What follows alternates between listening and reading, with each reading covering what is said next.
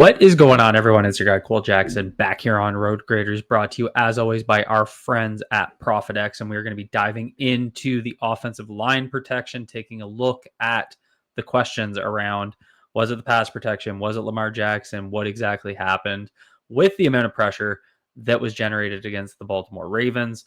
You saw the number out there. PFF charted the Lions defense with 34 pressures. There was 41 total drop back opportunities. That includes sacks, scrambles, all that good stuff. They didn't have heavy charges to the offensive line. They had 6 to Roger Rosengart, and that was obviously on the heavier side. Then they had 2 to each interior player and 1 to Ronnie Stanley. So not a ton being charted to the offensive line. So a lot of PFF's charges going to, Lamar Jackson not getting the ball out. I did do the pressure charting exercise. We're going to streamline it for this week just because there's so many questions around the specific pressures. So we are going to streamline it. We're only going to look at pressure opportunities that I did chart, but I did do the pressure charting like I always do. So every snap has been charted. You can go to the link. I'll put it down in the description below if you want to see the totals now through 3 weeks. So all of that was done normally. Usually I show every single pass snap, but I wanted to be a little bit more streamlined given the question marks. So please do me a favor, hit that like button if you enjoyed this breakdown, or if you enjoy this breakdown, enjoy this series. Hit subscribe if you're new here. For our friends at ProfitX, Thursday Night Football coming up tomorrow. I'm going to be hopping all over that Seattle money line, the best odds in the business coming to you from our friends at ProfitX. That is because they are a peer-to-peer exchange. It is not a traditional sports book. You're not betting against the house. You're betting against your peers. You can create your own odds. You can request odds. As long as someone picks up the bet, you get that. So you can go over there and make more money with your hard-earned money to have fun betting on sports. Go over there, use promo code ROADGraders. You'll get up to $200 in ProfitX cash back. All that just means is you're getting more money to put towards your bets, bigger winnings, all that good stuff. Okay, let's dive into it here. Let me just switch a couple things. We will talk about our title sponsor a little bit later, so I'm not bogging you guys down with sponsorships. Okay, we're going to start here so we're going to take a look at true pass sets. I pulled out the play action plays. We'll look at them separate. I just thought it was easier to kind of look at everything. So a couple things I want to hit on just before we jump into it. One of the strategies that the Ravens had in this game was to go with these slide protections that you guys have seen it a number of times out there. It's the Spider 2Y banana. It's basically where they're going to do a full line slide, and then they're going to block the backside edge player with a running back. So you're going to see it on this first play. So that's number one.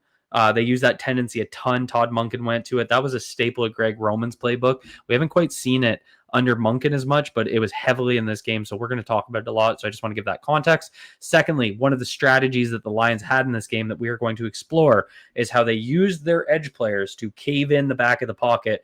Then they kept either a spy, whether it be a linebacker or defensive tackle, to play low gear underneath as a spy. And as soon as Lamar Jackson would step up in the pocket because the pressure was coming from the back of the pocket, they would break on him. You'll see that heavily throughout this video. So I just wanted to hit on that before we jump into it. All right, so we're going to start here. You're going to see Justice Hill come across on that slide protection, and you see Lamar Jackson have to bail out the back of the pocket, and he throws a dart to Rashad Bateman. So this is just one of those examples of, it's just you're asking a lot of your running back, but I mean, Justice Hill has been good in pass protection, but you're going to see the offensive line with the tight end. And this is another big thing.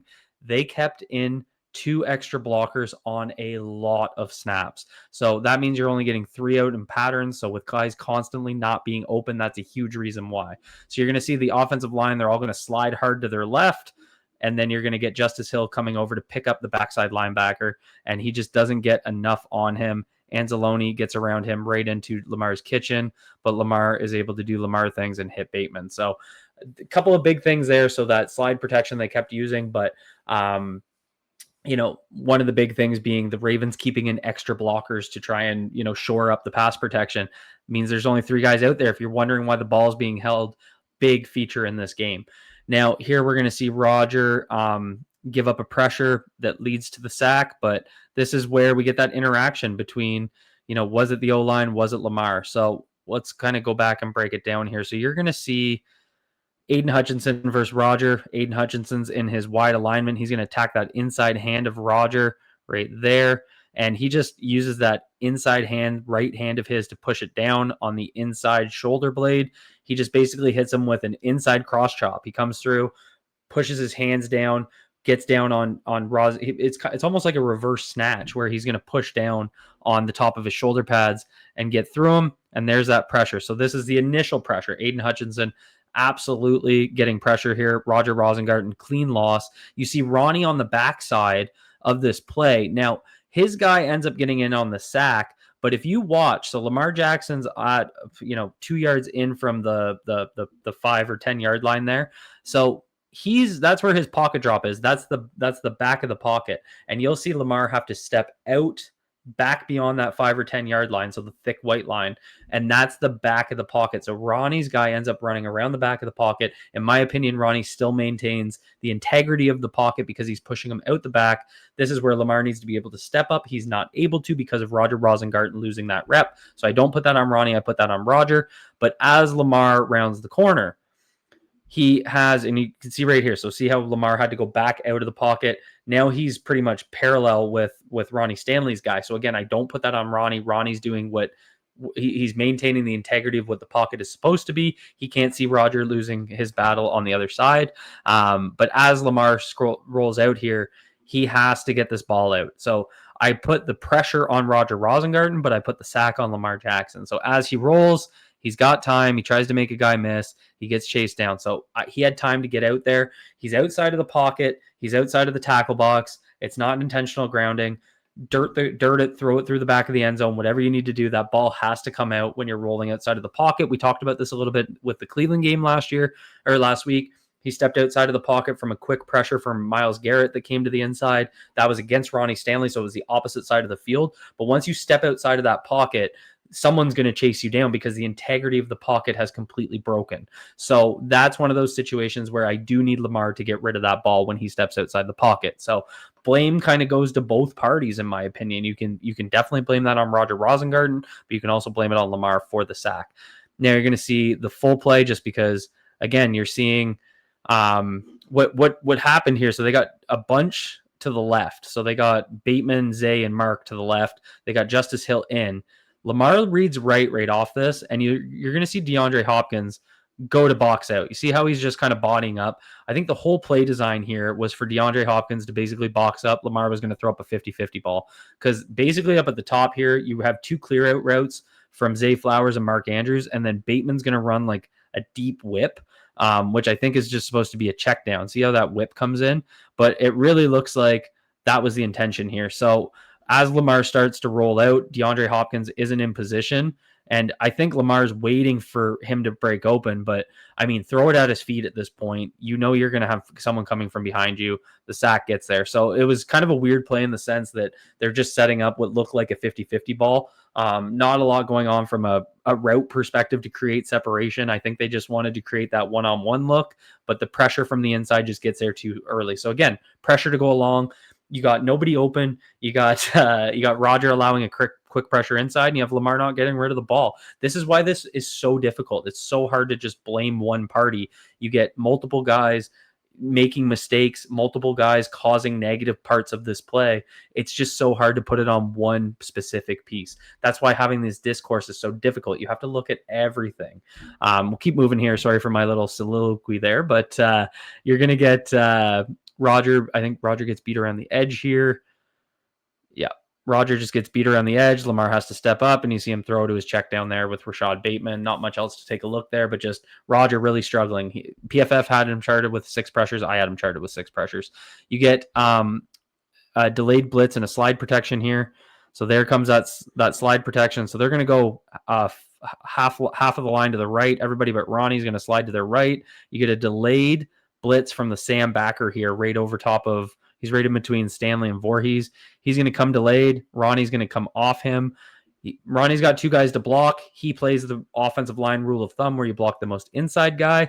No, either way, someone's running, unchallenged towards Lamar. Doesn't really matter who. I actually didn't put this pressure on Ronnie Stanley because I There's pressure, but it's not really anyone's fault on that one. That's just one of those things where the delayed blitz came on the side away from the slide protection. That's more of just a defensive scheme working well against what your offensive scheme call was. I don't really put that on anyone despite pressure happening. And that's also why sometimes the defensive number of pressures doesn't always reconcile with the offensive number of pressures allowed. So the defense can get pressure, but it's not necessarily anyone's fault. So sometimes if what you could do is control for scheme. So that I would say is a defensive scheme matching up better against the offensive scheme, just because again, delayed blitz on the opposite side of your slide protection, there's not much you can do there. Keep rolling here because this where we get into a critical point. I'll try and hurry these up a little bit. I'm talking a lot. So we're 2nd and 9 at the Detroit 19. There's 10:38 left in the fourth quarter. So we've watched 4 pressures. Those were all mostly before the fourth quarter. A lot of the pressure in this game came in the fourth quarter. It was one of those weird things going back and rewatching it because the first 3 quarters, relatively decent game in pass protection. Then it all went to shit because we have 3 straight sacks on 3 straight plays. So we're going to get Stanley getting walked back here. And this is, remember I said, so just to kind of explain this before we go into it, you're going to see a sequence here where the edge players, Hutchinson and Muhammad, are going to bend in. They're going to just bend the back of the pocket, and they're going to keep a spy in. The Lions are going to keep a spy in to keep his eye on Lamar. So there's the edge coming around. Lamar's going to step up. He's got Tylan Wallace breaking open right here, but because that spy breaks on him, it's what causes him issues. And there's kind of a fundamental issue also in here. Daniel Falele is going to be matched up with the spy. So 53, who's mugged over the right side B gap right now, he's your spy. So you see how he's going to step up and then drop out.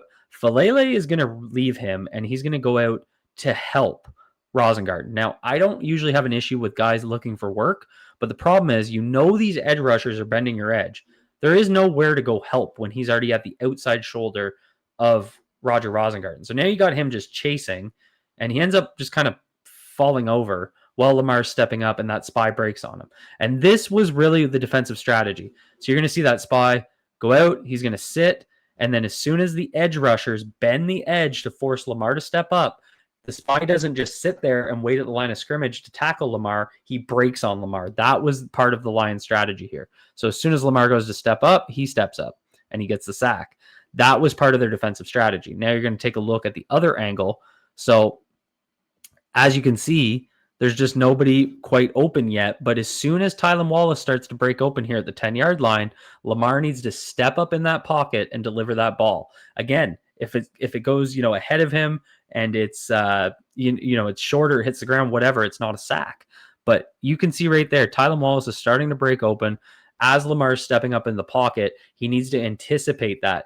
The safety over top breaks on it after, but it would have been delivered right there. So you see, it would have been delivered in time before that safety steps up. Might be a difficult throw. It might have been a forced incompletion from the trailing DB, but it wasn't going to be a hospital ball. It wasn't going to be, an interception. It's man-to-man coverage. He just needs to lead his receiver. But as soon as he steps up, he needs to know where his check down is. So again, another situation where there's plenty of blame to go around. The offensive line, got worked at the edge.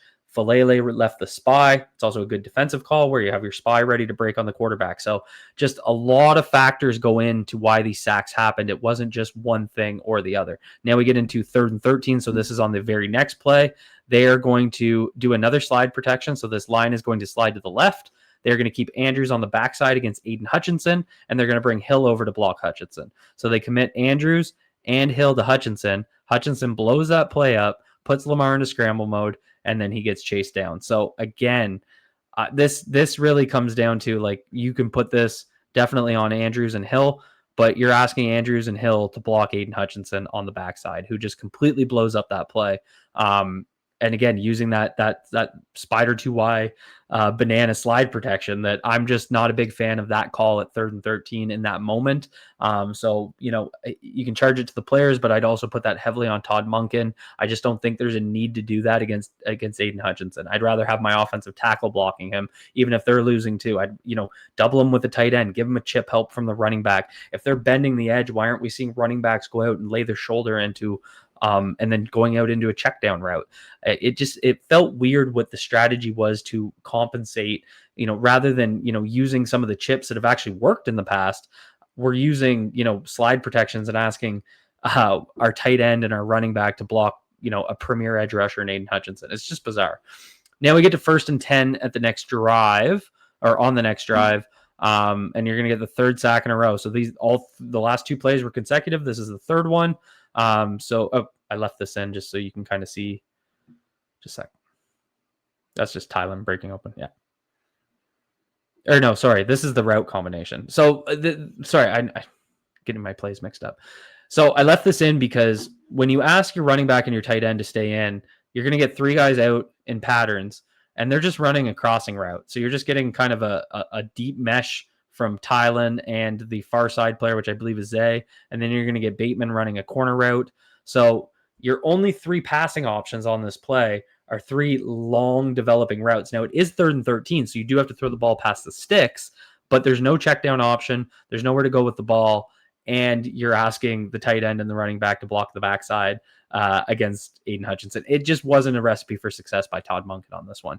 Now we're going to see another slide protection. How common is this? So defense is going to slide to the left, and you're going to see Ronnie Stanley get beat on his inside hand, but I charge a sack to Andrew Voorhees.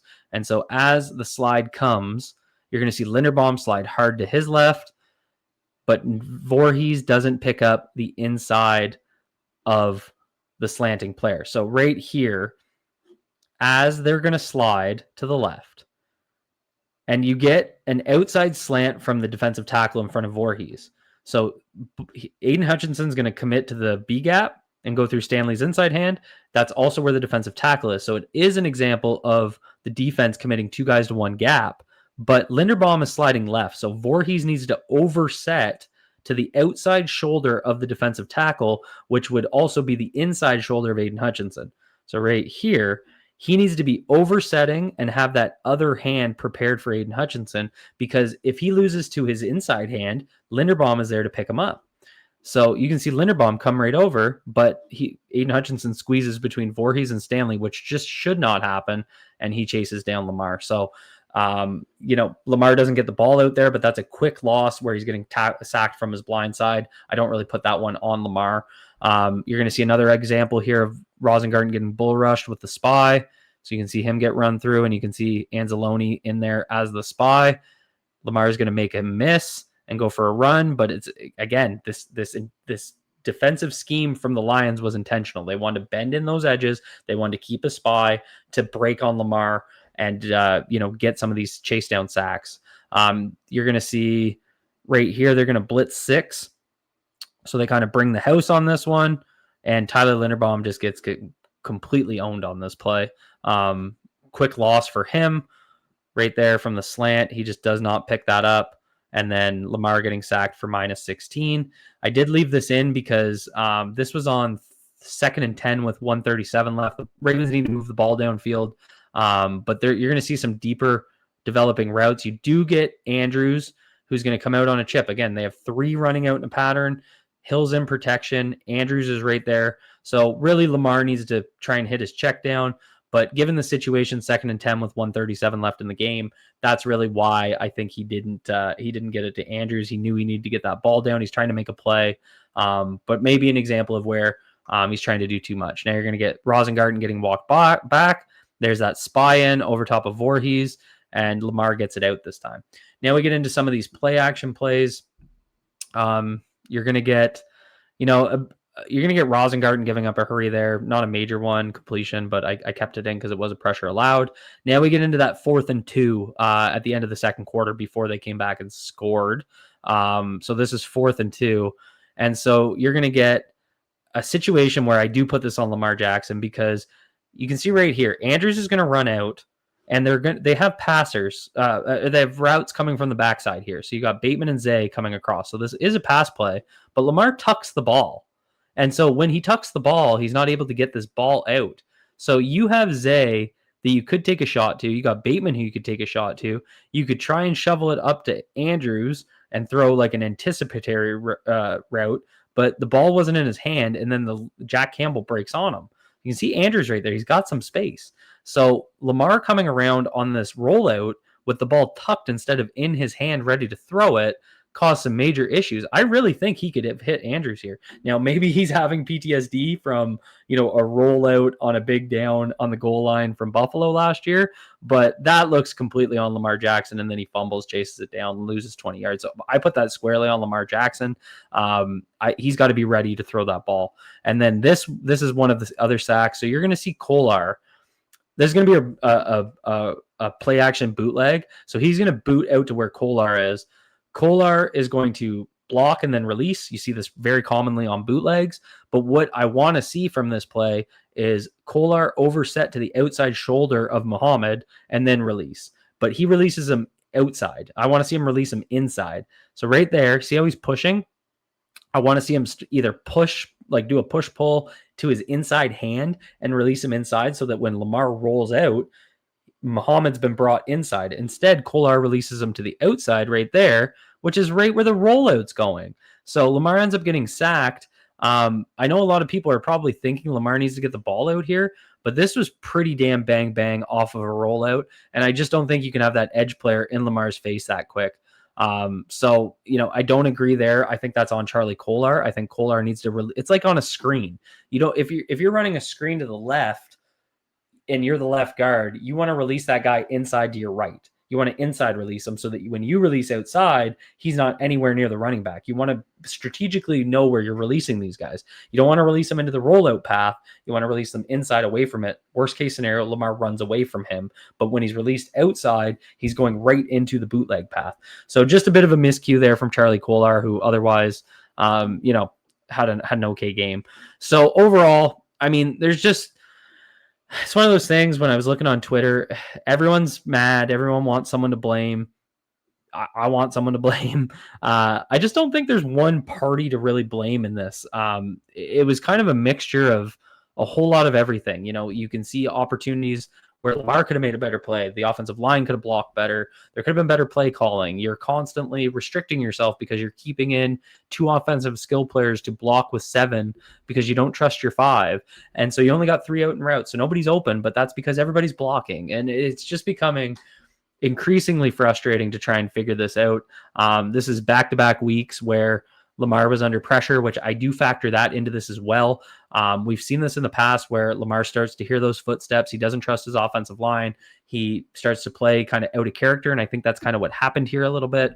So they have a lot to clean up. They really do in all facets of the game. Even though the offense is putting up points, there's still so many things that they need to clean up as we keep heading through September, this kind of gauntlet of a start. At 1-2, big game coming up. The offensive line is going to have to get it right. So if you guys enjoyed this intensive breakdown, please hit that like button. Drop a comment down below. Let me know, did I talk too much, not enough? Let me know what you guys think.